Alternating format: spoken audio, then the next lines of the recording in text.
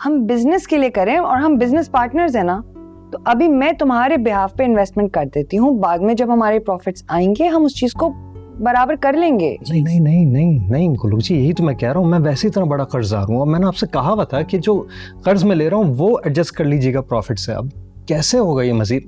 मुझसे नहीं हो पाएगा, नहीं हो सकता ये। कोई और तरीका है नहीं ना, तरीका यही है। इसी तरह पैसे की रोलिंग होती है, और जो भी तुम्हारे मसले हैं, जब बिजनेस बढ़ेगा, प्रॉफिट्स बढ़ेंगे, हर चीज स्टेबलाइज हो जाएगी। तेज रफ्तार बिजनेस वर्ल्ड को समझना पड़ता है, वहां ये सब करना पड़ता है। पैसे की रोलिंग जरूरी है हुमायूं। मुझे ये तेज रफ्तार वाली जिंदगी से कोफ्त है।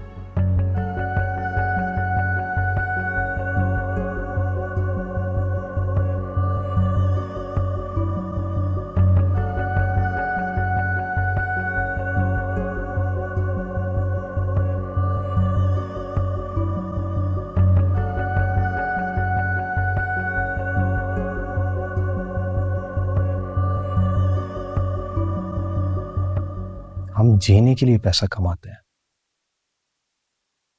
पैसा कमाने के लिए नहीं जीते हैं।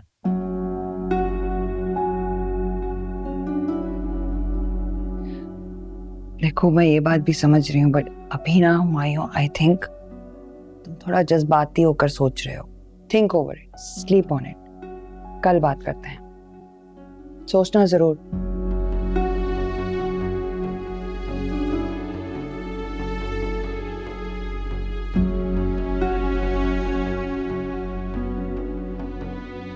ठीक है, आप ढूंढिए मेरे लिए एक माकूल सा रिश्ता, और फिर एक शर्त है मेरी। वो क्या?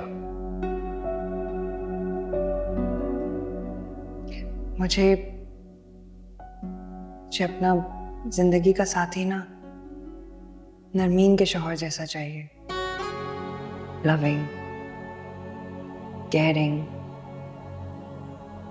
जिसे जिसे चीजों की कदर ना हो, इंसान की कदर हो, जैसे तुम हो हुमायूं। नरमीन को ना दुनियावी चीजों की मोहब्बत है, उसको दुनियावी साजो सामान की चाह है।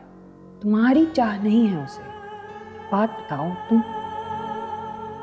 तुमसे इतनी मोहब्बत करते हो, क्यों?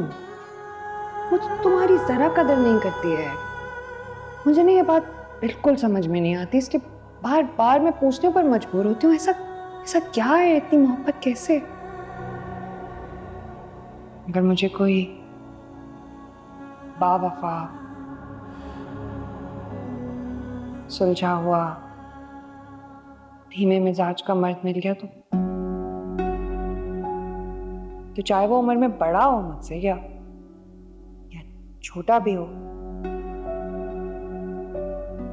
हाँ कर दूंगी। चाहे शादीशुदा हो अम्मी, हाँ कर दूंगी।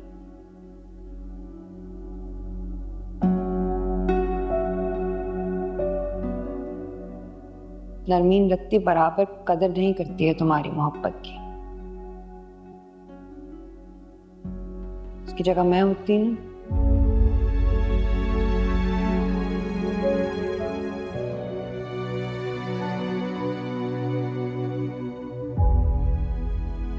नरमीन मोहब्बत नहीं करती है तुमसे, ना कल करती थी, ना आज करती है, और ना ही आइंदा करेगी। ना शुक्रिया है वो, अपनी हुस्न में मगरूर, अपने हुस्न में गुम, अपनी जात से आगे उसे कोई दिखता ही नहीं। तुम्हारी मोहब्बत की कदर ही नहीं है।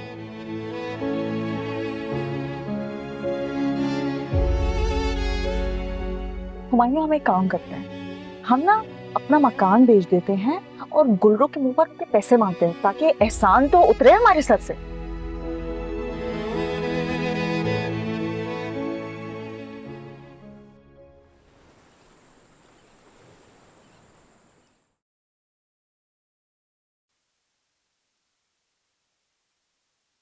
ईमान, ये क्या है यार? पूरे कमरे की हालत बिगड़ी हुई है, हर तरफ तुमने सामान बिखेरा हुआ है।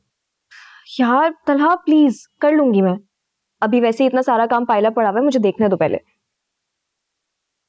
यार हैरत है, कंपनी की तरफ से कोई ईमेल ही नहीं आई है, 2 हफ्ते हो गए हैं। मतलब शादी वाले दिन से। हाँ तो तुम छुट्टी पर थी ना, क्यों डिस्टर्ब करेंगे तुम्हें? घर की हालत देखो यार, इतना गंदा हो रहा है। मॉम भी चली गई है इस्लामाबाद अपनी दोस्त की तरफ। जीप तो यार उन्होंने बताया तो था कि उनको जाना है। उनका सर्कल ठीक है, लाहौर इस्लामाबाद हर जगह फैला हुआ है। और एक मैं हूँ, दोस्त के नाम पे सिर्फ अनम, और कोई है ही नहीं। अच्छा आओ मेरी हेल्प कराओ कमरा ठीक करने में। भाई अब मैं नहीं आ रही।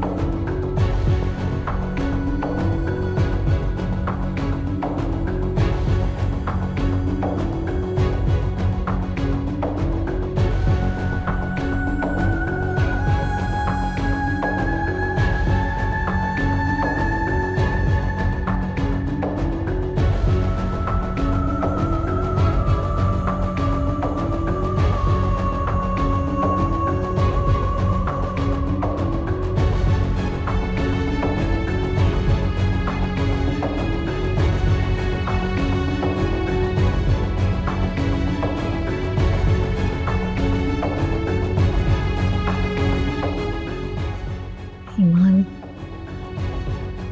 तुम तो कुछ सुनने के लिए तैयार ही नहीं हो। तला तुम्हारी औकात से बढ़कर है, उससे दूर रहो।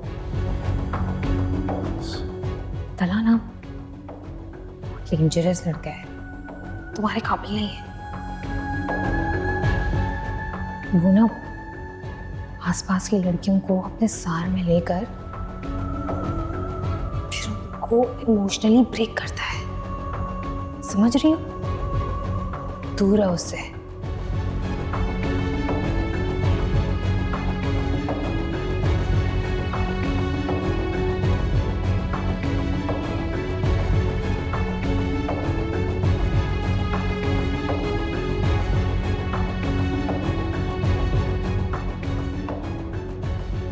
देखो ईमान, बहुत पछताओगी तुम। फोन कर रही हूँ मैं तुम्हें, देख लेना।